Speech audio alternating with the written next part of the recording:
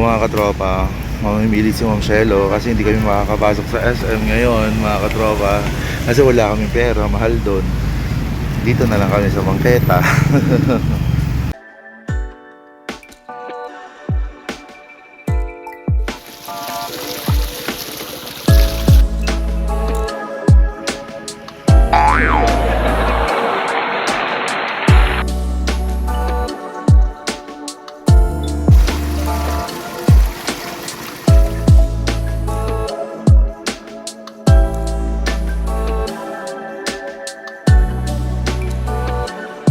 So magandang afternoon mga katropa. Today is a regular day at nagtatrabaho pa rin tayo sa bar ngayon mga katropa, no? Bukas sa City Office na naman tayo.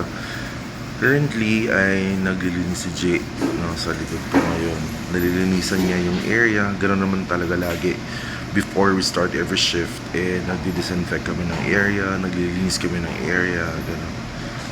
Kagabi, duty din ako dito, medyo napagod kasi sinamahan ko yung singer sa taas ng stage mga katropa, no? Bali dalawang sets ng performers. So meron kagabi, we had ladies from General Santos City and of course me and our rock belter Marsha. So medyo masaya kagabi. I will show you the clip.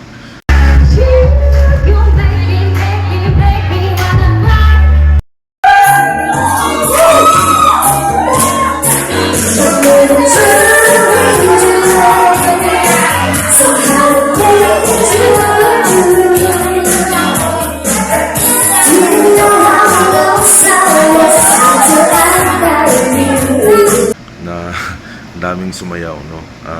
May mga nakijam sa amin, nakiparty sa amin. We also had visitors from Chicago, Illinois.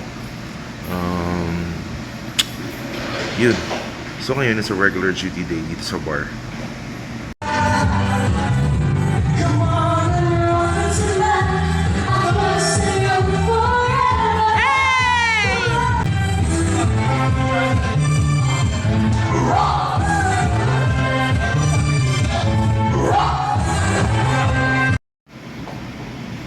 Yan, so minamap yan thoroughly mga katropa ni G. Tapos later, magpo-purchase kami ng stallion ng beer kasi kulang na meron kami dito. Yan kasi yung malakas dito sa bar, yung stallion. Yung red horse na maliit. Yan, lahat yan nililinis ni G. Tapos syempre hugas ng plato and everything. Siya pa bibili ng beer. Lahat-lahat, tapos bumili pa ng fire alarm namin dito.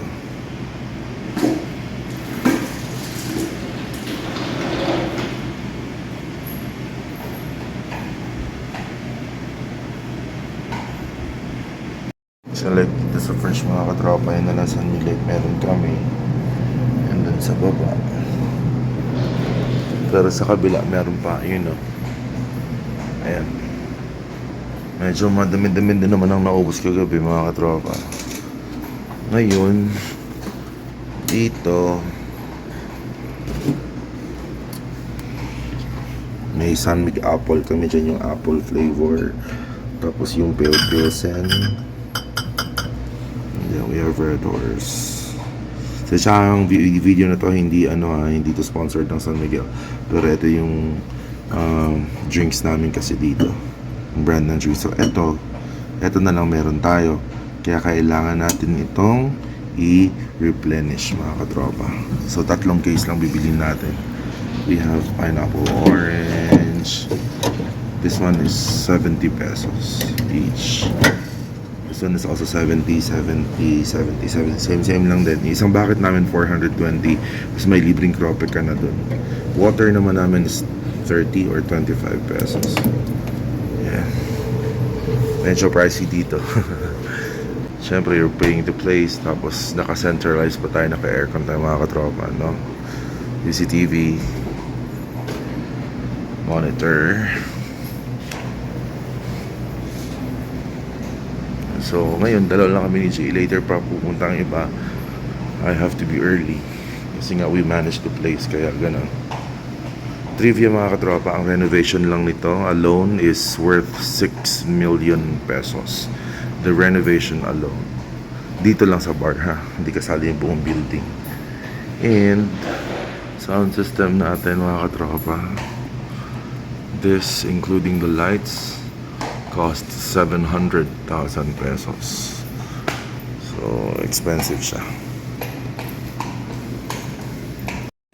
So ngayon mga katropa, makikita ninyo yung river. Madumi na ngayon, hindi kagaya dati. Ayan yung view namin dito. Kasi nung nag-video tayo gabi. So eto, daytime.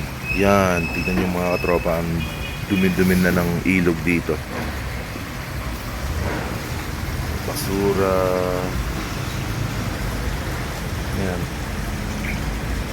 So kaya siya tinawag na River 8. River kasi riverbank, tapos 8 paboritong number ng owner. GG, ang daming ginagawa, busy mga pasok. 3 hours later. So mga katropa, may ano kami, no, bumili kami ng merienda ni G. Ayan, at saka si Sir Mark andito na rin. Magme-merienda muna kami mga katropa. Kwek-kwek, kikiam, tsaka fishball. Merienda tayo. Si G, ayan o, bibili muna daw siya ng soft drinks niya. Ako, magtutubig lang ako mga katropa.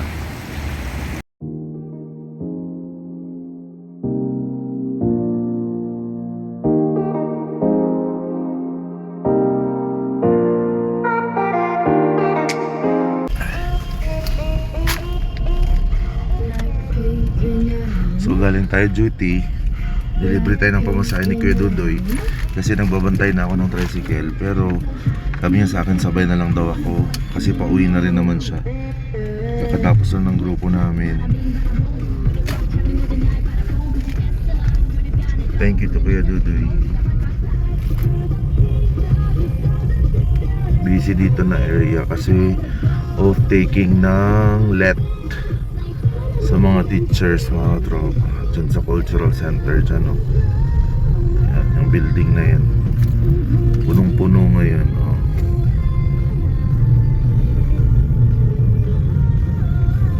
See, dito na tayo, nasakay tayo na kay Dudoy. Yes, yeah, thank you, yeah. Bye bye.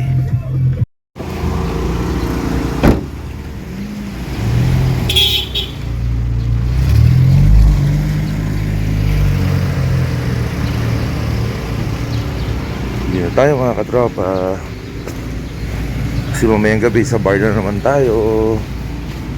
6 hours later. So mga katropa, nasa barbershop tayo ngayon at magpapagupit ako, magpapatrim ng balbas kasi sobrang ano na, no, sobrang kapal na rin mga katropa. Tapos dito pa tatanggalan natin, medyo may mga tao pa na nauna sa atin bago tayo, so standby mga katropa.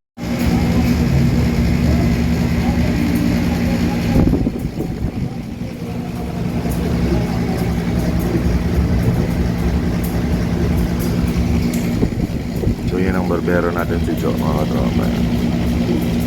Kailangan natin patrim na nito, no?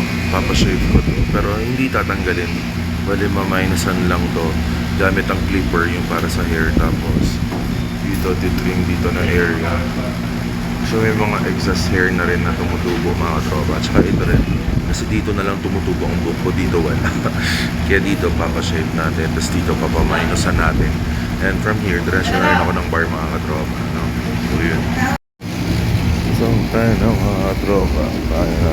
Dali ko, ano ba? It's our turn. Yeah.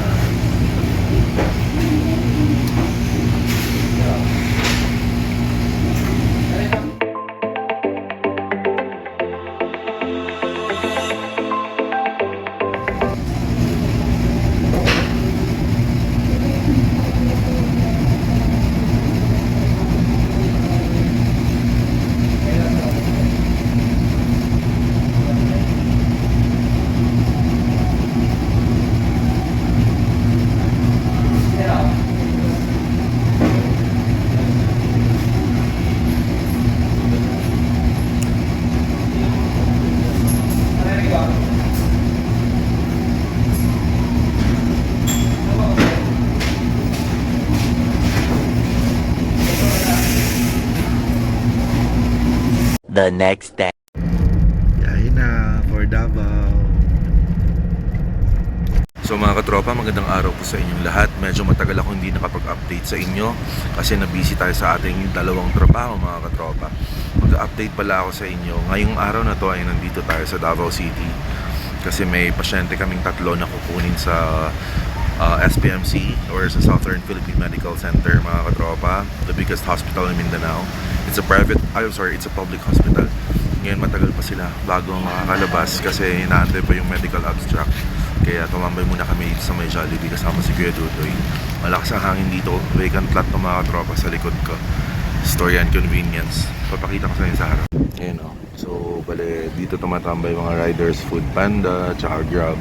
Ambo natin nandyan. Sa tawid ng Jollibee.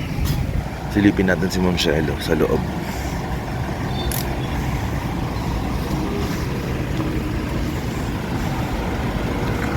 Kuya Dudoy yan dyan. Siguro magagabihan pa kami mga katropa. Nakita mo. Hi Kuya Doy.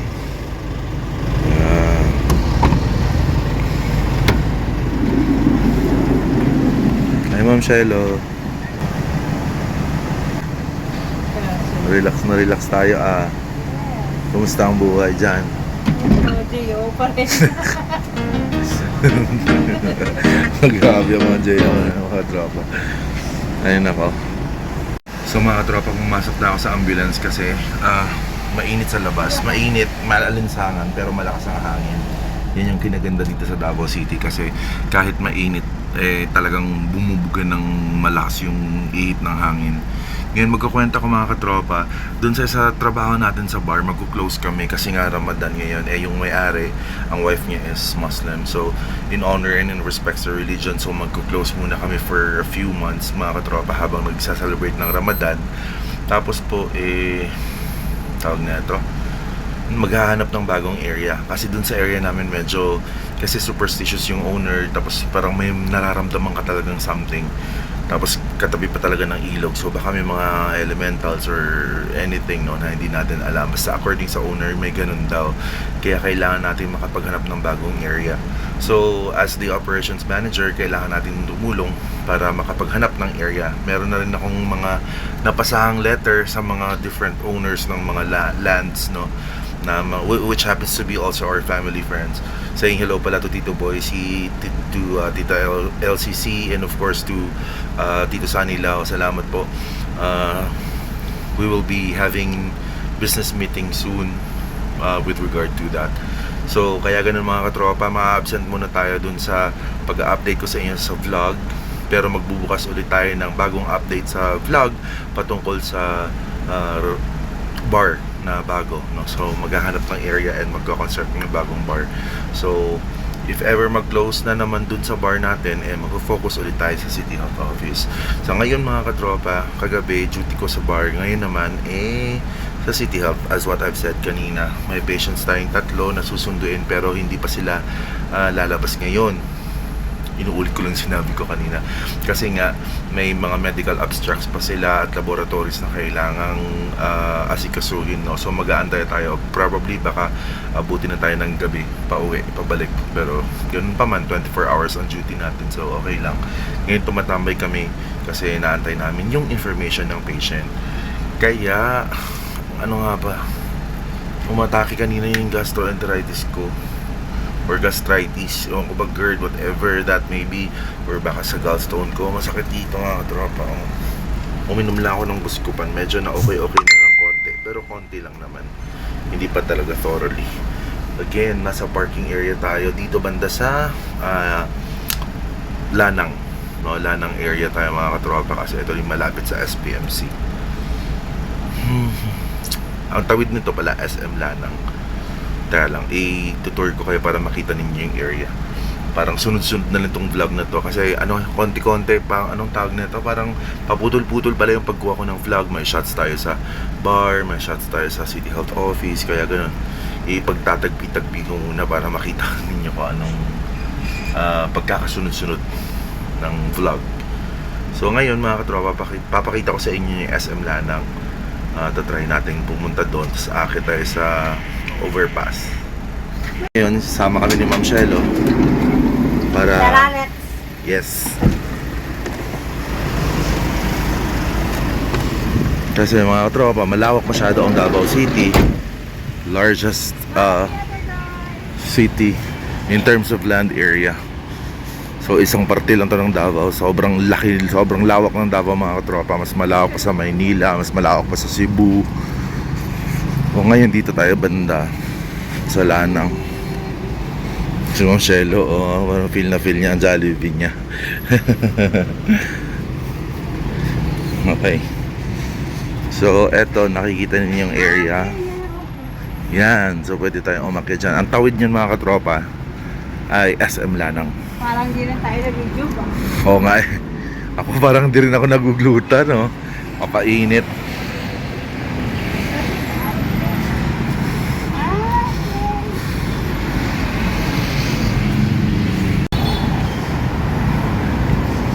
So, ngayon, akit kami ni Ma'am Shelo. Bili tayo dyan. This is the land of Davao.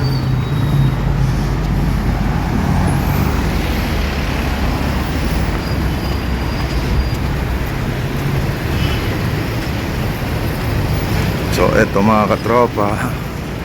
Ayan, si Ma'am Shelo. Parang hindi lang kami naiinitan, ano?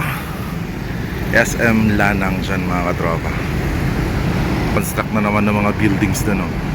Mga ano yan ata, mga tawag na to, condominiums.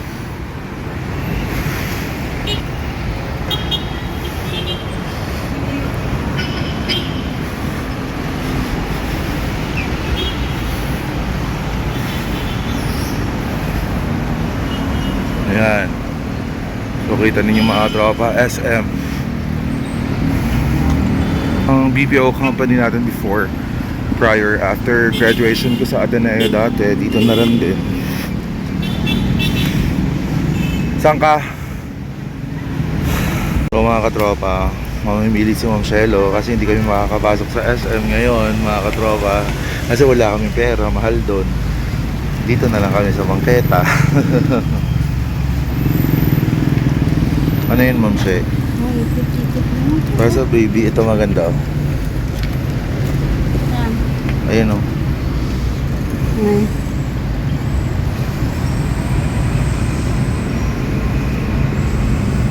Oh.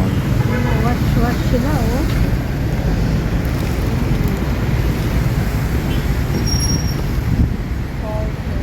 A few moments later. So mga katropa, wala rin kami nabili.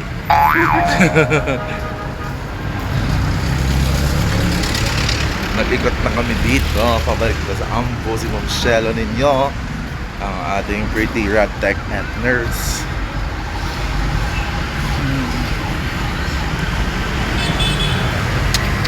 Ay, init dito. Diyos ko, naglugluta tayo tapos ganito.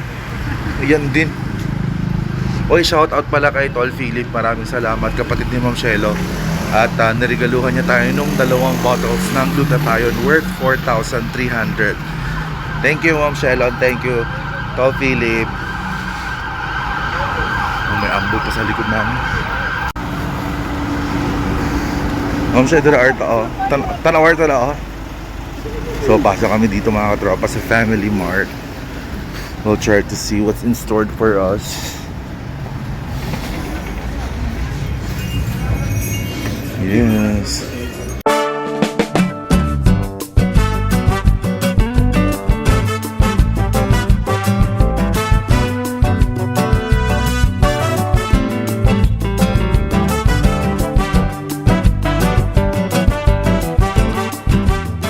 Ma'am Shelo, ito mag-crave ka ng sweets mo. Bawal ako niya, matamis yan eh. Hi.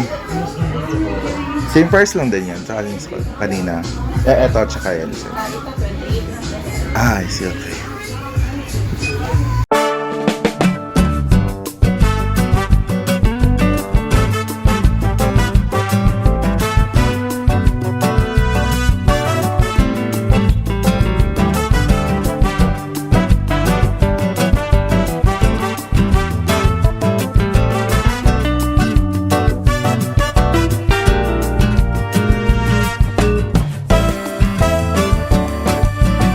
Mga katropa, nasa loob na tayo ng ambulance. Sabi ko kanina hindi na ako mag-ice cream kasi sugar lang din. Pero may isang taon na rin ako walang ice cream. Kaya kumuha na ako ng maliit na cornetto. Hindi sponsored ng cornetto ng Selecta to ha. Pero syempre, ganda ng itsura mga katropa. Saka si Ma'am Shelo, tingnan nyo. Oh, Mami, ano yan? Nabiktima din ng ice cream, tignan nyo. So isa pa nga ganun.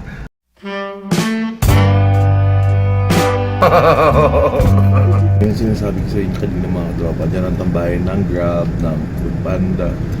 So vacant lot na habang mag-aantay sila ng order ng food kung merong mag-order sa kanila.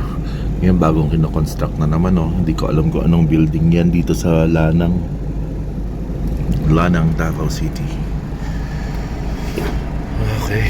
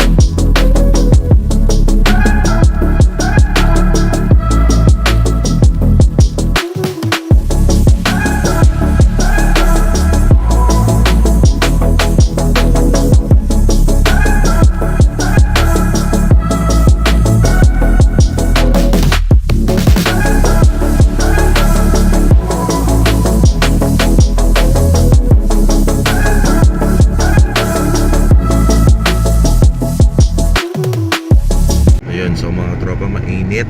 Available na po ang ating mga pasyente. So susunduin na natin sila sa SPMC. Bumabiyahin na kami ni Kuya Dudoy at ni Ma'am Shelo. So laging ganyan, tatlo lang kami lagi sa biyahe.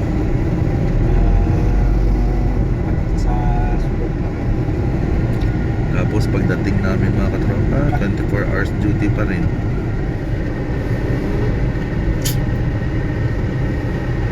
Wapo ko na sa sentro ni Pana. De Leon. At susunod, kagamin na po. Mga tropa. Traffic mga katropa. Tapos yung sa unahan pa may sumisignal siya ng pa-right pero wala naman siyang lilikuan dyan. O dyan lang pala siya magpa-park eh. Traffic ngayon sa amin, traffic.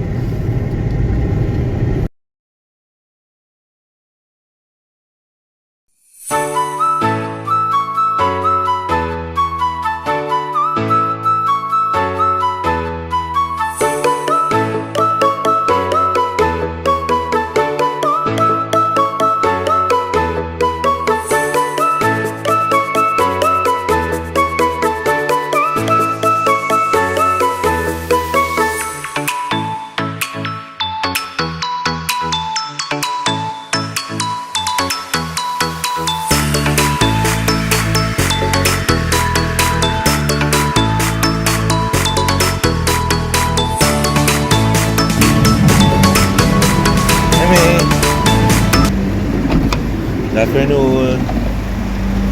Baby.